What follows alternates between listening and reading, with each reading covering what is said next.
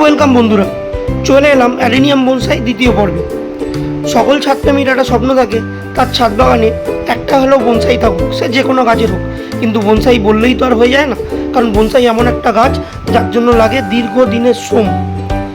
বললেই বনসাই হয় না। আগের ভিডিও দেখিয়েছি গাছটাকে আনার পরে কাটিং করে কী অবস্থায় রেখেছিলাম, গ্রো ব্যাগেই রেখে দিয়েছিলাম যতদিন না গাছটা ডেভেলপ হচ্ছে।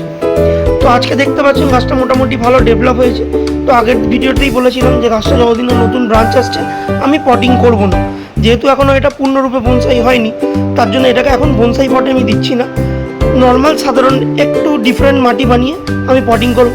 তো কী করেছি, মাটি নিয়েছি, ভার্মি কম্পোস্ট নিয়েছি, হাড় গুঁড়ো নিয়েছি, এটা আপনারা খোলামকুচি গুঁড়ো বা ইটের টুকরো গুঁড়ো বলতে পারেন, আর হচ্ছে সিং চাচা। তো এইগুলোকে ভালো করে মিশিয়ে তারপরে কী করছি দেখাচ্ছি। এবার এই সব উপকরণগুলো ভালো করে মিশিয়ে নেব। মাটি যদি ডেলা ডেলা থাকে সেগুলোকে ভালো করে মিহি করে নেব, যাতে সব জিনিসগুলো ভালোভাবে মিশে যায়। এতে কী হবে, মানে ড্রেনেজ ব্যবস্থাটা ভালো হবে। ইটের টুকরোগুলো বা কলমকুচির টুকরোগুলো দিয়েছি, ওগুলো আপনার ড্রেনেজ ব্যবস্থায় কাজে লাগবে। কারণ বনসাই করতে গেলে মাথায় রাখতে হবে ড্রেনেজ সিস্টেম খুব ভালো হতে হবে, মানে তবে কিন্তু গিয়ে আগামী দিনে একটা বনসাইয়ের রূপ আপনি ভালোভাবে দিতে পারবেন।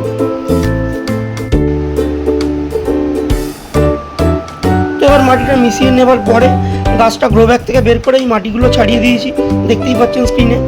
এবার এই গাছটাকে আমি যে পটটা আমি এনেছি বাজার থেকে, ওই পটের মধ্যে এটাকে আমি পটিং করবো আপাতত সময়ের জন্য, যতদিন না বনসাইয়ের মতো রূপ নিতে শুরু করছে সেই অবস্থা পর্যন্ত বনসাই পটে আমি এটাকে দেবো না।